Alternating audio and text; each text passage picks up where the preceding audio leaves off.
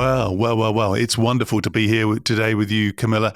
You are pioneering some very, very important work in the field of work, in education, in terms of how we understand our bodies and our minds at a deeper level. And of course, we're going to delve into that in terms of how does that make us feel better, work better, be productive, and create more successful organizations, challenging some of the myths, some of the conventional wisdom in terms of how we organize ourselves as individuals and as teams and as businesses.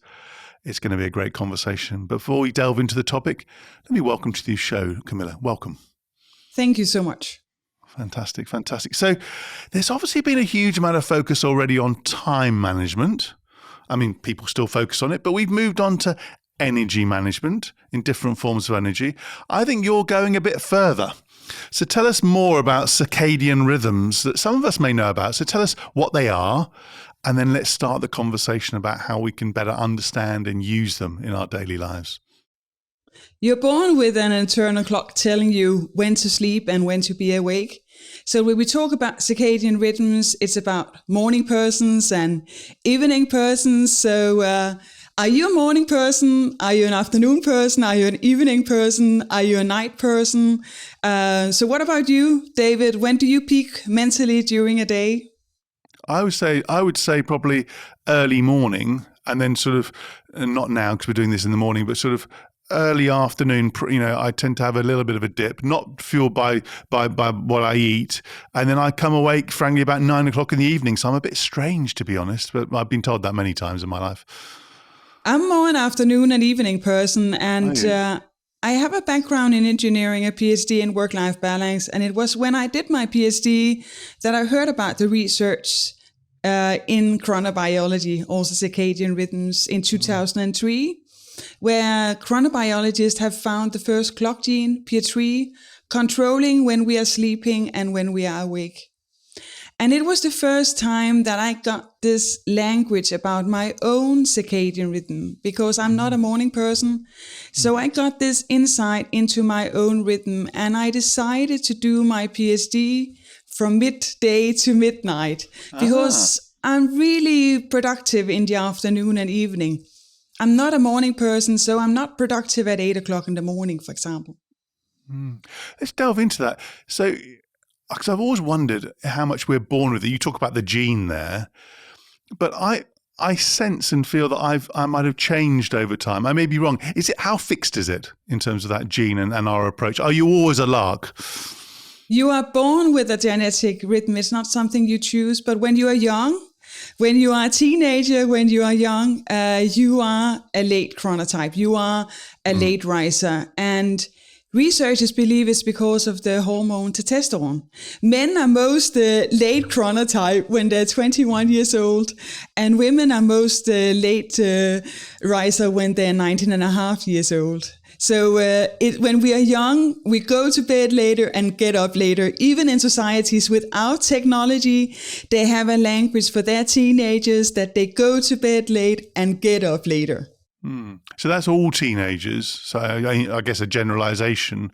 But what about when you are, let's look at the executives that you and I might work with. And of course, I don't wish to be ageist, but say in the 30s, 40s, 50s, are there proportions, if you look at the workplaces across countries in terms of the data set of people who are early risers versus late risers? We have data, for example, from Till Rönneberg, who's a professor in chronobiology based in Munich. He has calculated more than 300,000 people's circadian rhythms. We call it chronotypes. And if you look into the normal distribution of chronotypes, you actually have more late risers than early risers in the population. 80% of the population here in Europe, in US, and also in Asia are woken up by an alarm clock. And Professor Russell Foster has done some research in a book called Lifetime, where he also says that living out of sync with your internal clock. So if you are being interrupted by an alarm clock, it means that it has a negative impact on your health. So just by being interrupted by an alarm clock. There is higher risk that you get, infections, diabetes. You also, it could be heart diseases, mental diseases. So it has a negative impact on your health to live out of sync with your internal clock. And this is revolutionary, because if you look at many businesses, not just in the corporate world, but scale-ups, startups, public-private sector, they are based on pretty early starts, most of them. And indeed, I remember many of my morning meetings that I had to sort of drudge into the office across London very early morning. And half the people are asleep, grumpy, frustrated, yet it was really important we had that 8 a.m. partner meeting just to show that we were there. What you're saying flies in the face of how business, that's the focus of this podcast, business actually operates, doesn't it? Research shows that organization favors early risers. Just by getting up early in the morning, you are perceived as more committed and you get higher performance evaluation. It's a part of our mindset also, early to bed and early to rise. That makes a man healthy, wealthy, and wise.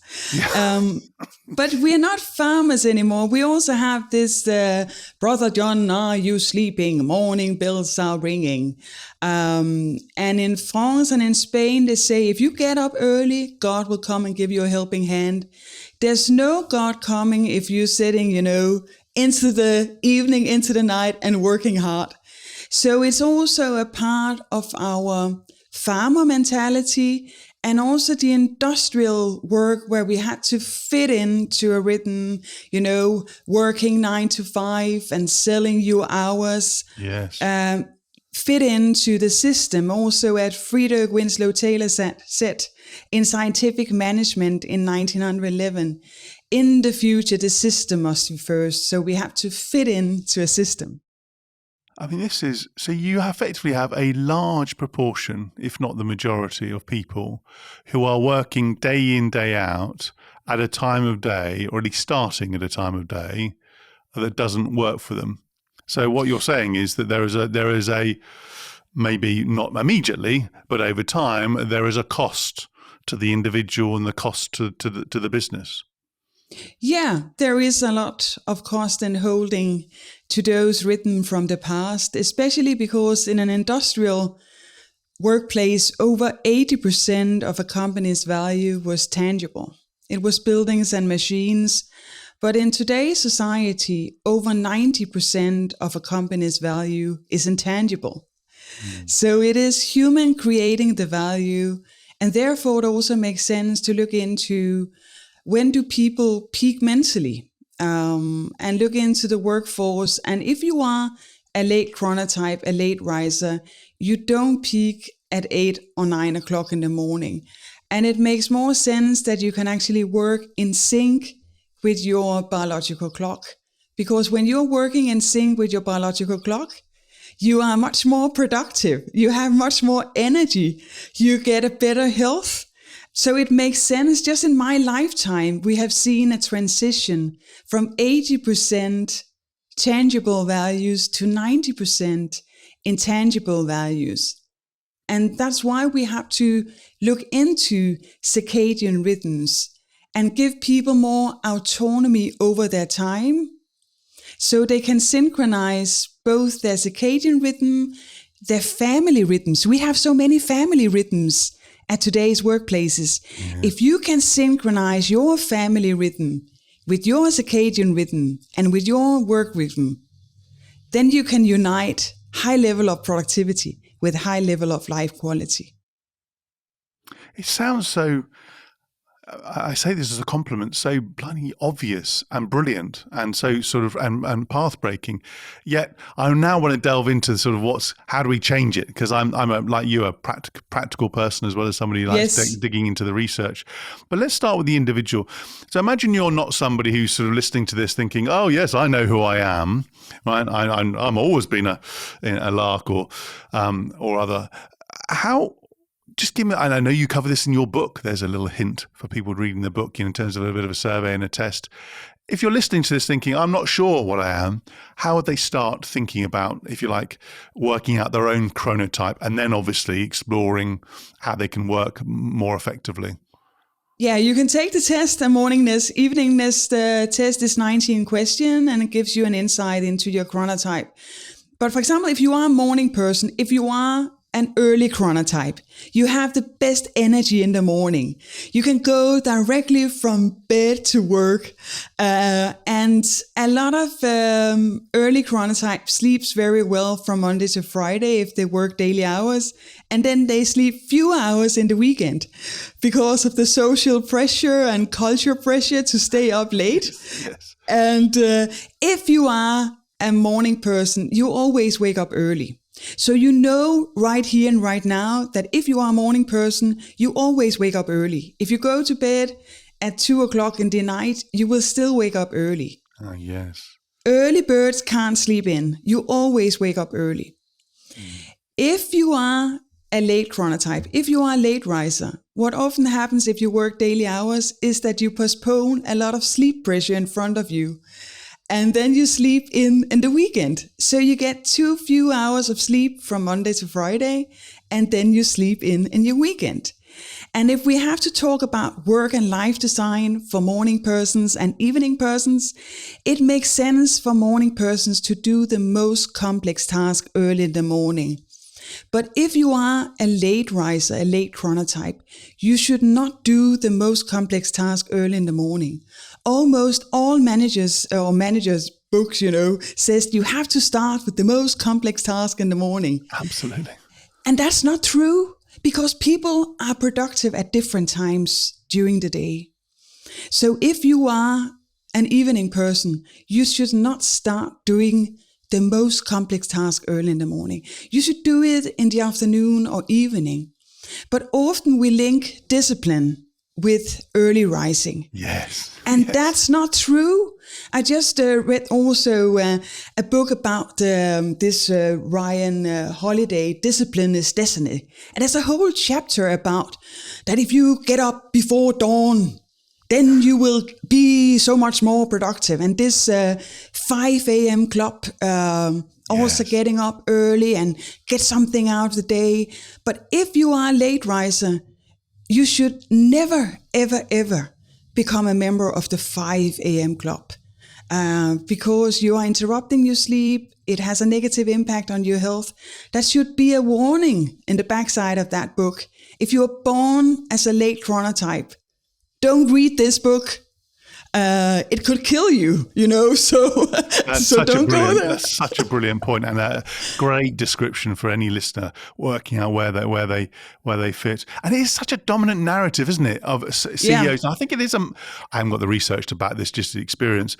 I think it's a male thing, which is that macho. I get up early at 5 a.m., 4 a.m. I cook my breakfast. I run a marathon. I write a book, and so on.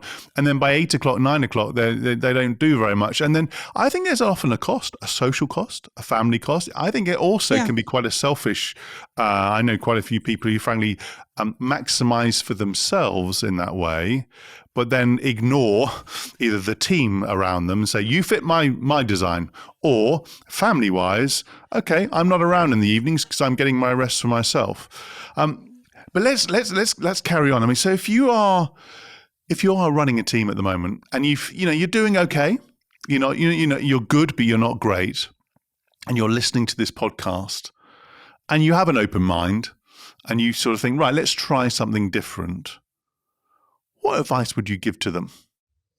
First, you have to become aware about your own chronotype, because research shows that some leaders have what we call early riser bias. That, as we talked about before, that organizations favor early risers. Just by showing up early, you get higher performance evaluation. So first, you have to embrace your own chronotype. And I have been working with teams where they're active 22 hours out of 24 hours. So if you have this insight into your team and you know when people are actually peaking mentally, you can also decide when should we work together and when should we work individually? And it could also be a force if you're working between time zones. I have been working, for example, with a team in the Netherlands where they're working between the 24 time zones, and they haven't thought about, that they should give late chronotype, late risers working hours with US if they are based here in Europe, and early risers, they should have Japan or Asia. So it's also a way where you can work with the time zone work, and also 20% of the population or workforce are working with shift work. And here it makes sense to match circadian clocks with the shift work. So if you are a morning person, you should not work at night. If you are an evening person, it makes more sense that you're not working in the morning because it has a negative impact on your health. But we have some rhythm from the industrial work society, 1919, 8 hours of working, 8 hours of spare time, and 8 hours of sleeping. And this model forces a lot of people into a rhythm that is not healthy for them. Yes. Where we have designed this time architecture from the industrial society is not very healthy for a lot of circadian clocks in today's society. So if you are one of those leaders, you start with yourself to understand yourself. Yes. And then I guess what you're talking about is then creating a more personalized schedule, organization. I guess a series of conversations where you call out the biases, the implicit biases, and then try to match, somebody's personal preference or biorhythms to actually then the demands, whether it's down to the time zones or the shift patterns. What do you say to people who might say, well, I'm under a lot of pressure. We just need to focus our business. This is all a bit indulgent. This is all a bit sort of woke. I'm not suggesting I say that, by the way, but I can imagine a few, I say it again, I'm not anti-men, but men thinking, come on, just focus and do your work. What do you say to them? I say to them, or the leaders I'm working with, they have a high level of trust in people, and they want to be attractive workplace, attracting the best talent. And we know that talent want flexibility. So it's starting with trust. You had a great conversation with Frances Fry, the professor of Harvard Business School. And in her book and also Annie Morris's book, Unleashed, they have this model for trust. And one of the factors there are also authenticity. So circadian rhythms is also about authenticity, that you can be yourself at the workplace. If you are a late riser and you can, for example, start at 10 a.m., it means that you can feel that you can be yourself at the workplace. Instead of that you feel ashamed if you come in after 9 and people are looking at you or telling you, well, are you joining us today? Or maybe they not even say a sarcastic comments, but you feel shame, you feel guilty. Yes. So if you can be yourself at a workplace where 90% of a company's value is intangible. We have 1 billion knowledge workers in this planet. 1 billion knowledge workers. It's about that you can work at times also where you are energized. I work with top leaders who believe in people and who have trust in people. So you need trust to work with circadian clocks in your organization. Yes. But if you have trust in people, this can be a tool to unleash a lot of productivity and health and also a sustainable workforce, because we're going to work for more years. And if we can work in sync with our biology, it can also has a positive impact on our health. That's very powerful. What What a powerful and positive manifesto for real individual and collective change. And as you say, it's about personal productivity, how you feel, your well-being, and ultimately the performance and the prospects of the team. I mean, it feels like a win-win-win-win-win. I remember, and I'm not down about my previous employer, but I remember walking in to the big office building at sometimes 10 o'clock in the morning, and the sarcastic comments really came flying in. Now, the reality was I'd sometimes seen one or two clients before then. Or I have a son who's quite disabled. I might have been in a medical appointment and I was going to work later. And frankly, I reckon I probably gave some of those comments myself to others. But it's amazing how toxic that sort of assumption of when you work and to the misplaced link to then the outcomes, i.e. you work later, you're less productive, you're less committed, you're not with the cause. You're not with the cause. Yeah.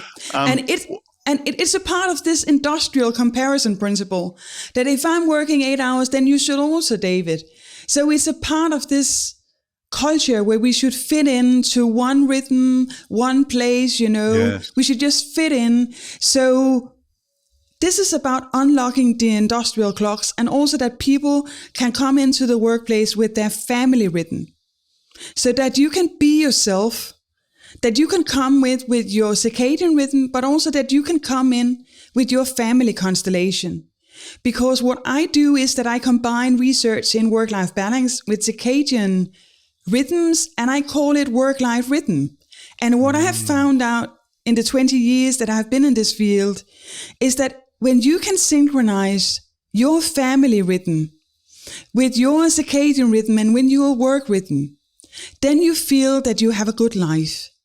Yes, that's beautiful. And the family rhythm can mean many different things, right? You could be a single person caring for an elderly relative. It could be somebody with children, with a partner. Family can mean many, many different things. And wow. I mean, look, I have emotions listening to this, which is both positive and stimulating and also frustration about why we're not doing more. But you mentioned organizations you're working with.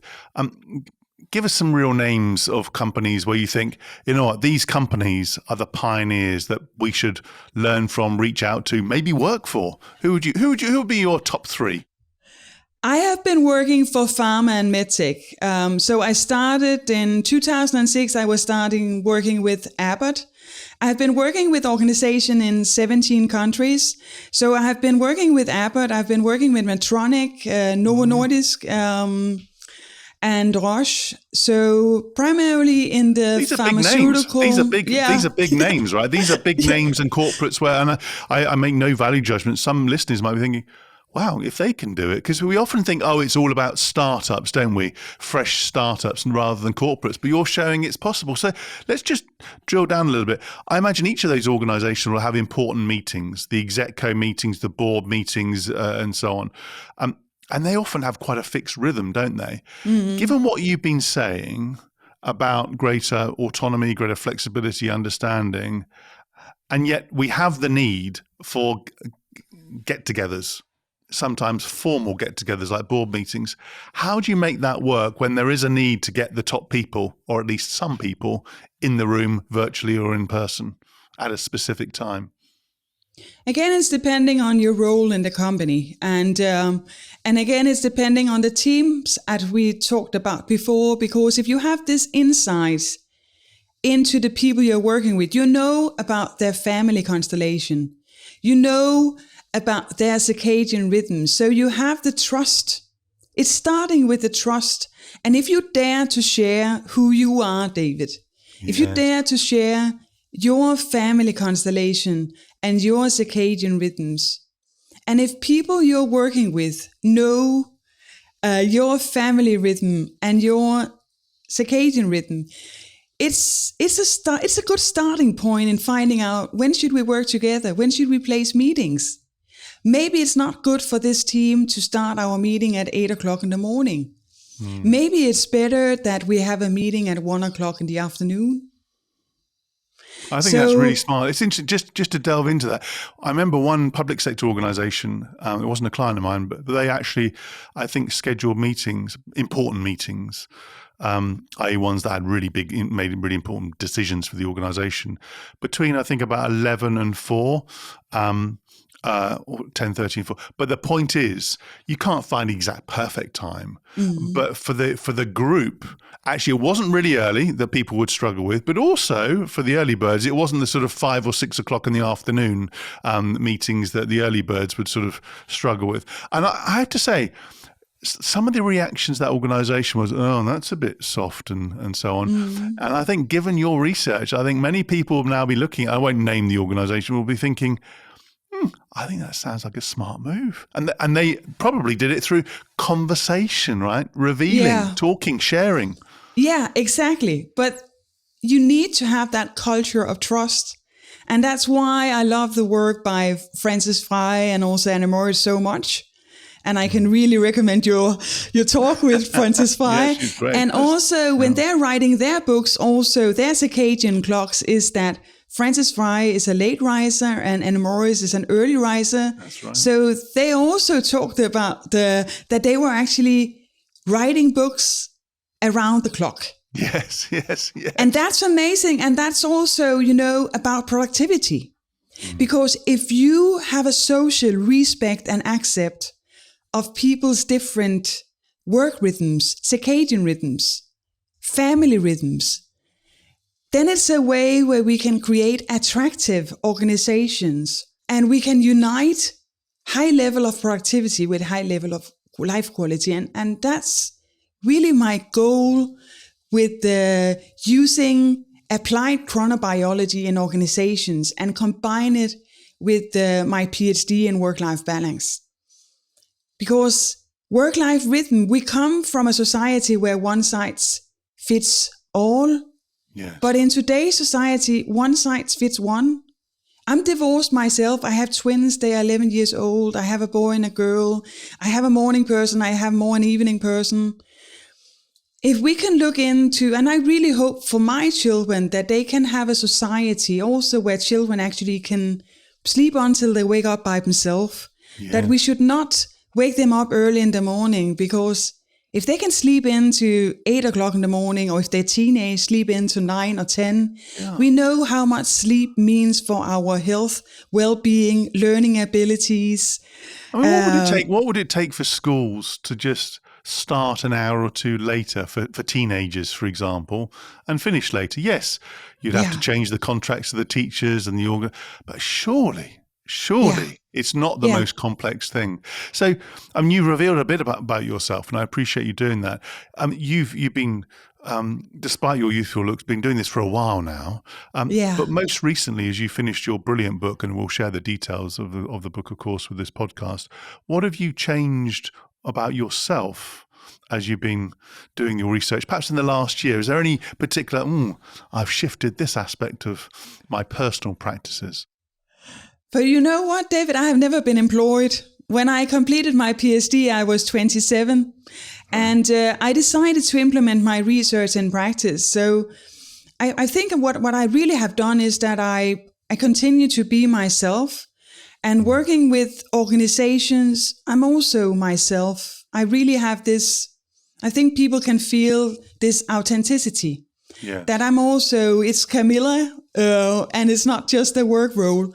This is a life mission for me and in 2006, I founded a nonprofit organization called the Bee Society, working for later starting time in schools and workplaces.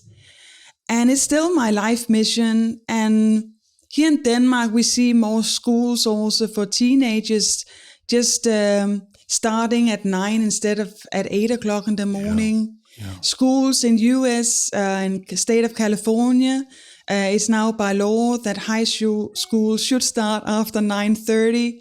And research shows that a later starting time gives the young people more sleep, and it also gives them better performance. Yeah, I agree. So here's a cheeky question. If a client came to you and said, Camilla, I love all your work, really want to work with you, our team and organization wants to work with you, but we're all early birds and we want all our meetings to be at 8 a.m., what would you say to them?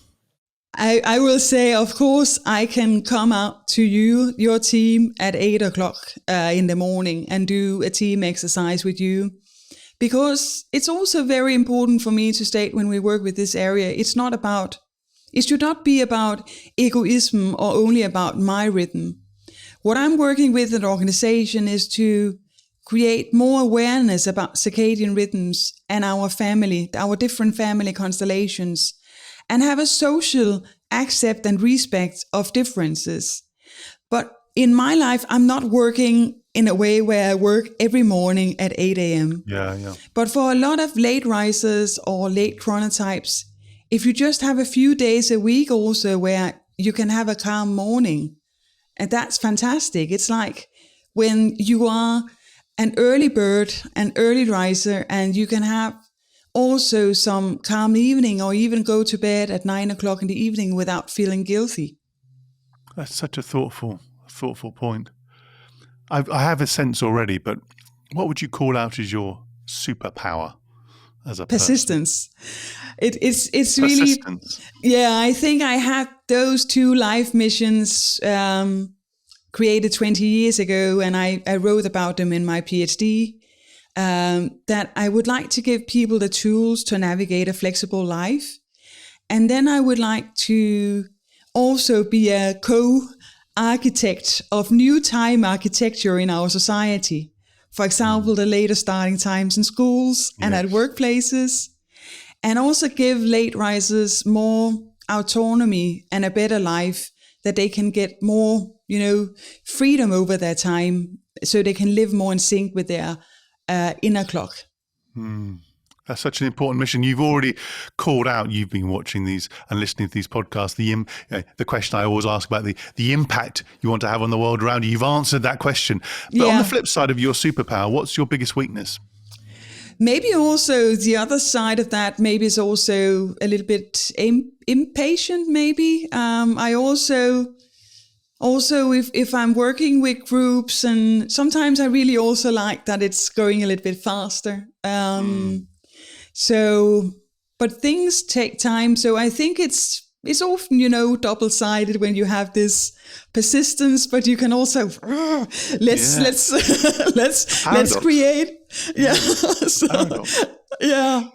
Apart when you're having your absolutely best day, you're performing your best, everything's flowing, you're feeling good, apart from getting up at the time of your choosing without an alarm clock, what else is in the mix for you? What else do you need as nutrients, if you like, for you to perform at your best?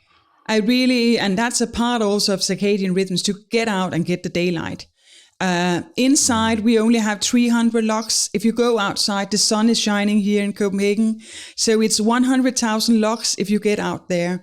You have to have contrast between light and darkness in your life.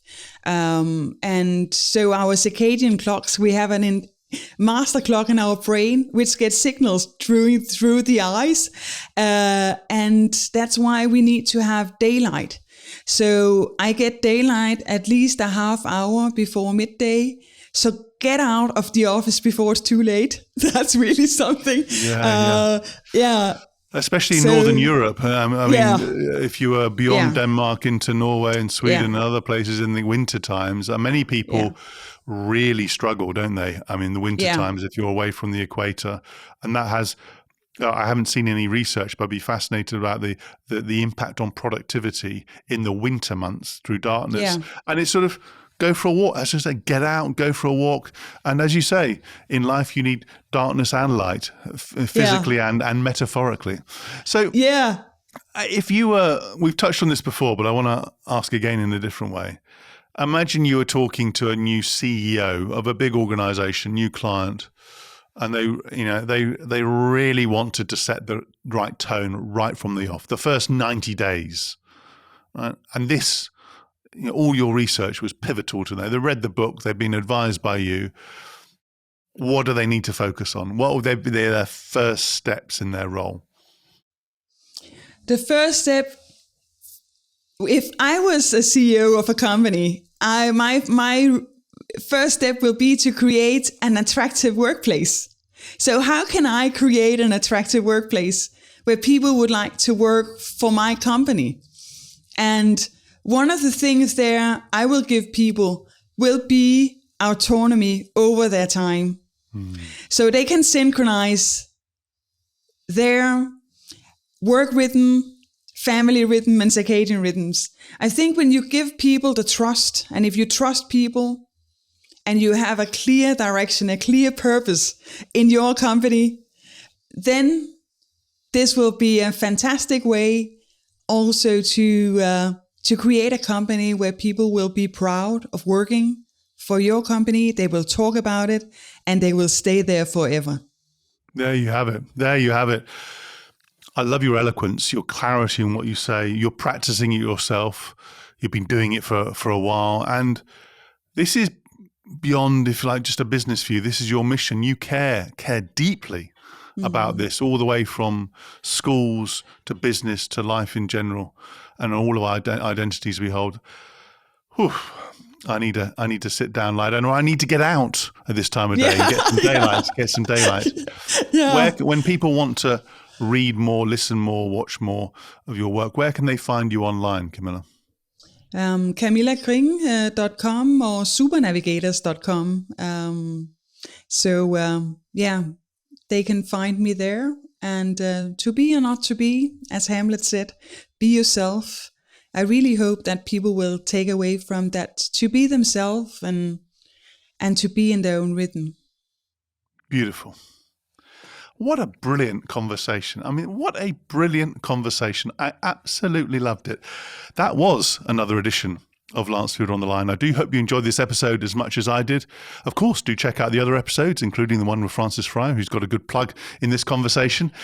Sign up to the YouTube channel, to the podcast, give us a 5-star rating if you're feeling generous, and most of all, join me in saying thank you to Camilla. Thank you so much.